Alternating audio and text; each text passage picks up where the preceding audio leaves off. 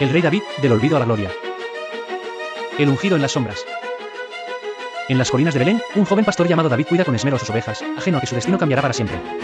Mientras su padre Isaí y sus hermanos lo consideran insignificante, el profeta Samuel llega con una misión secreta: encontrar al futuro rey de Israel. Cuando todos los hijos de Isaí desfilan ante Samuel y ninguno es elegido, David es llamado desde el campo. Al ser ungido con aceite sagrado, una fuerza sobrenatural lo envuelve. La profecía ha comenzado. La ira del gigante. Los filisteos desafían a Israel con su guerrero imbatible, Goliat, un coloso de casi 3 metros de altura, cubierto con una armadura impenetrable. Cada día, el gigante ridiculiza a los israelitas, pero nadie se atreve a enfrentarlo. David, enviado al campamento solo para llevar comida a sus hermanos, escucha los insultos de Goliat y siente arder su sangre. Con solo una onda y 5 piedras del arroyo, se enfrenta al titán. El choque es brutal. La primera piedra de David se incrusta en la frente de Goliat, derribándolo con un estruendo ensordecedor.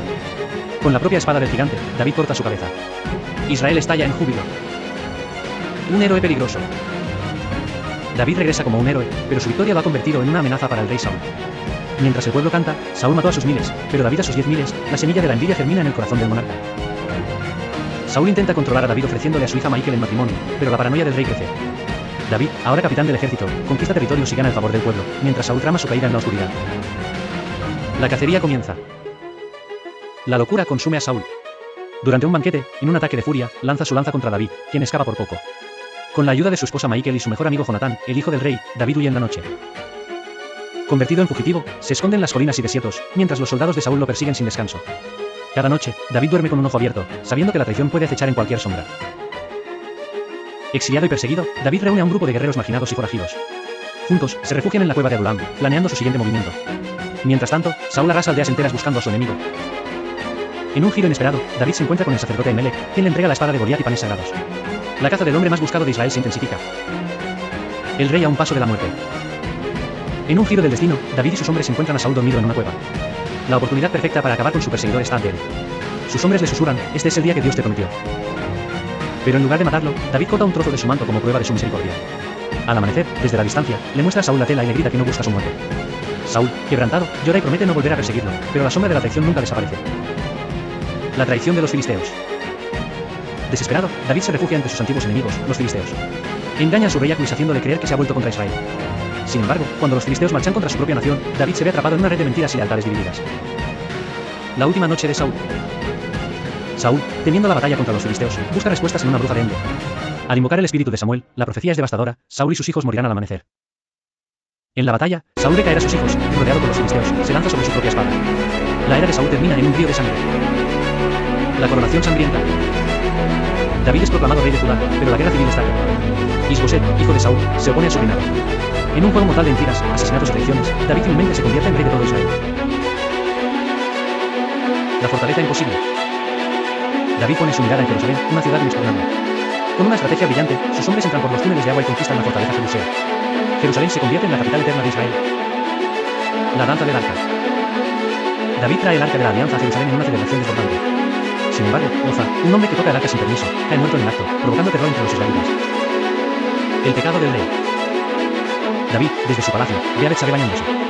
Su deseo lo consume y la toma por la fuerza. Para encubrir su pecado, envía a su esposo Urías a la muerte.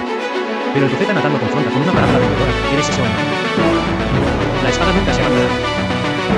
La maldición cae sobre David. Su hijo Amnón viola a su hermana Tamar. Absalón, su otro hijo, asesina a Amnón. La tragedia persigue la casa del rey. La rebelión del hijo. Absalón regresa y se proclama rey. David huye, llorando por las calles. En la batalla final, Absalón queda atrapado en un árbol por su cabello y Joab, el general de David, lo atraviesa con armas. La maldición de la casa real.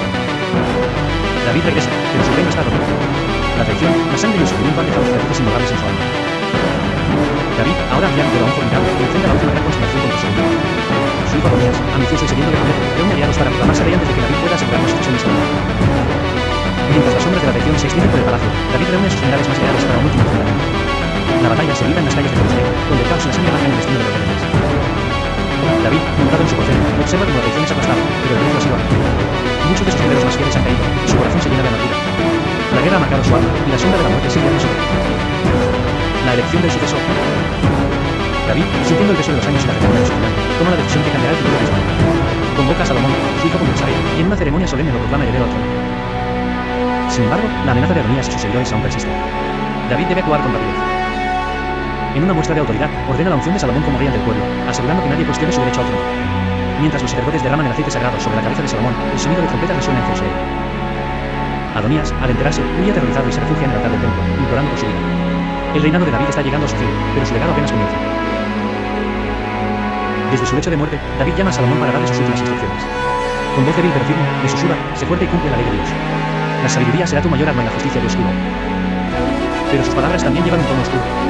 Hay hombres que aún deben pagar por sus crímenes, dice, refiriéndose a Joab, el general traicionero, y Simi, el enemigo que lo maldijo en su exilio. Con sus últimas fuerzas, le encomienda la construcción del templo de Dios, un sueño que él mismo no pudo cumplir. Salomón escucha atentamente, comprendiendo que su padre, el gigante que venció a Goliat y construyó un imperio, está por partir.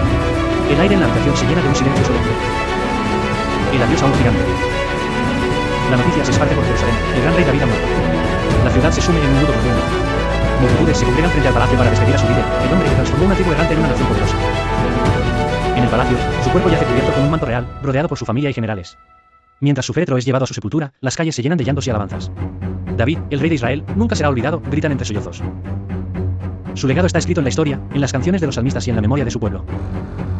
La leyenda vive.